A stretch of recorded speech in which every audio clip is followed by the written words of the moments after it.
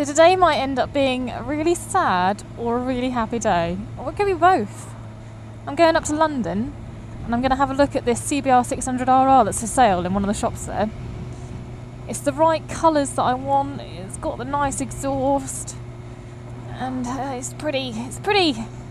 So I'm going to go see what it looks like, and if I like it then I might actually buy it today, which means this might be the last ride on my lovely bike. It might be the last ride, I don't know. It depends on what this other bike looks like. I've got all my bike's paperwork with me. I've got all of her stuff, all her little manual, all the little things with the stamps in, the logbook, the service history bits. Oh, I've even got the levers with me. I've even got her old levers and her spare key. So that if I do end up swapping bikes, trading her in for a nicer model. I'm sorry, bike, I'm sorry. It was going to have to come someday. Thinking about it, I've sort of come to the conclusion that I might actually have to swap bikes every year anyway, because I do that many miles that if I leave it 2 years, then it will be too many miles for me to sell it at a good price, if that makes sense. So I got this bike at 3,000 miles. She's now done 11, and 11 is just about right for her age. Any more than 11 and she starts losing value really quite quickly, because you start having to do other bits to it, and people just don't want to buy a bike that's got more than that for a 3-year-old bike.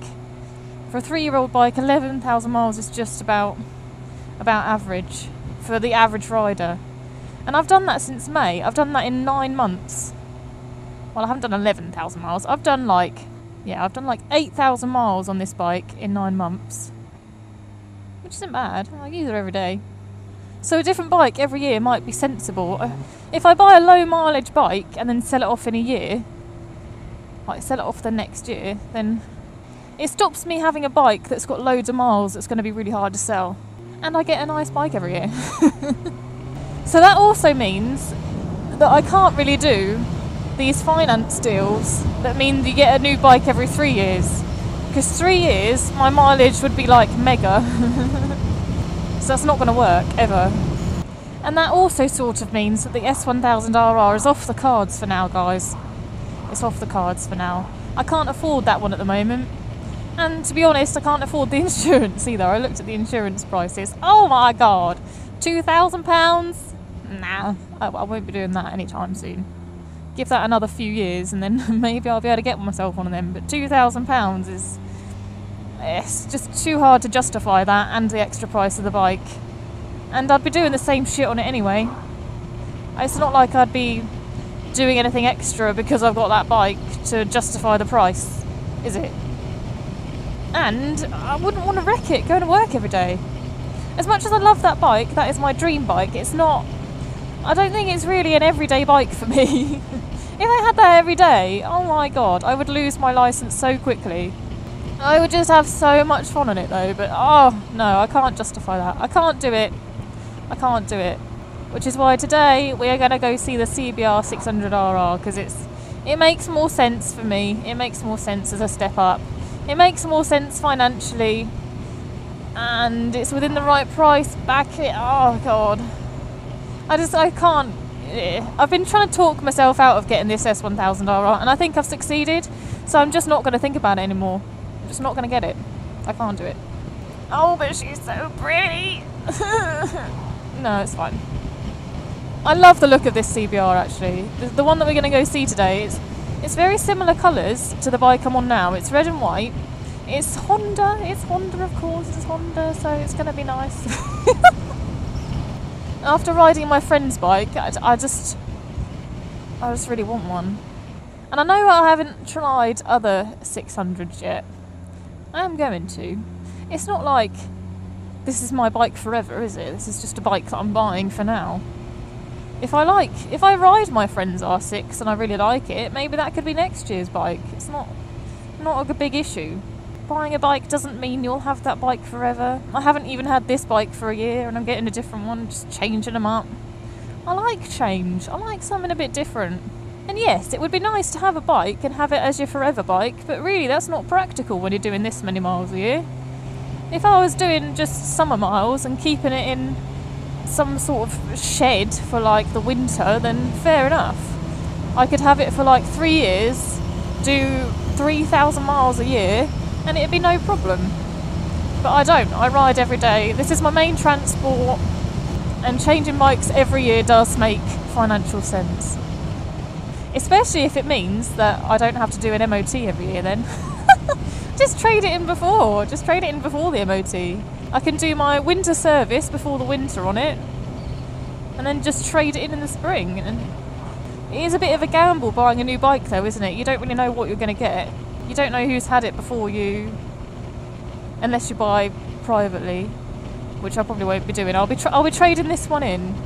And that's really just because I don't want to be without a bike. I don't want to sell this one and then not be able to find an ideal bike the same weekend that I want to buy, and then be without a bike for like 2 weeks. What would I do in those 2 weeks? How would I get to work? How would I cope without a bike for a week? It would be like the end of the world. It would be utterly soul destroying. So I can't do that. I've got to trade it in. So I guess really I ought to go through my reasons for why I want a different bike. Number 1, variety is the spice of life. I like variety. I see something different, I want something different. That's just the way humans are, that's just the way I am. And yeah, I want a new bike. Second reason, the mileage. She is getting quite high miles now, and it is time to switch to something low mileage, again, just so that I don't start really losing lots and lots of money on her and not be able to sell her for a mediocre price. Oh. Also, I really want to do some more track days and more sportier riding style-y stuff. So I want to try a proper sports bike. Not that this isn't a proper sports bike, this is like a sports tourer, and I want to try like a super sports sort of bike. Yeah. I just want one, okay? That's why I'm getting a new bike. I just want one. It's not like I haven't enjoyed this bike. I have fucking loved this bike. I've loved riding her for the 9 months that I've had her. She was a brilliant step up from 125. Absolutely brilliant. So much more power than my last bike, obviously. She was a much more lent forward position than my last bike, because my last bike was a van, which is pretty much sit up and beg. It's like the comfiest seat, slow bike, sat upright bike you could ever get in the whole world, which I would highly recommend as a first bike, by the way. But another reason I'm doing it is just because I can, so why not? Why not do it while you can? Like I said before, you spend so much of your time working that when you're not working, you've got to do something that you enjoy, and riding lots of different bikes and spending your money on something you like is what you should be doing. I don't have any children, so I don't have children to spend money on. I've got me and my boyfriend. You know, financially we're in a good place at the moment. I wouldn't say we're in a bad place at the moment. We're in a good place at the moment. So I'm trading up. I'm using this opportunity. I'm embracing life with both hands and enjoying it. I'm enjoying my life at the moment. Up until 9 months ago, most of my life was taken up with studying. I've been like constantly on this like career path of study and exams and learning shit. Well, not shit, learning work stuff. So 9 months ago I decided, you know, I'm going to do my test, I'm going to fucking enjoy life now. That's what I'm doing. So after riding this bike for 8,000 miles, I can give you my opinion of her. I can give you a good unbiased opinion of her now that I've chosen to give her up. So I've noticed that you do have to go hunting for the power on this bike, which is both a positive and a negative. If you're a new rider, that is a positive, because you're not going to go scaring yourself silly, putting yourself into a bush because you've made a mistake with the throttle. That's just not going to happen on this bike. You have to go hunting for the power really quite up high in the revs to get her going. Since riding my friend's bike, since riding the CBR 600 RR, I've noticed that these fairings on this bike don't really do a whole lot, to be honest. I mean, yes, the fairings are much better than a non-faired bike, they're like 10 times better than a non-fared bike. But compared to other fared bikes, like when I rode the 600 RR, when I got back on this, I noticed that I was getting blasted by the wind on my legs and my arms, and that didn't happen on the RR. It's just to do with the shape of the fairing, I think. The fairing on this is quite narrow and quite flat profile, and I think that the air just goes whizzing straight past it. It's not like, it doesn't really deflect it off your legs at all. So the lower fairing doesn't really do a whole lot.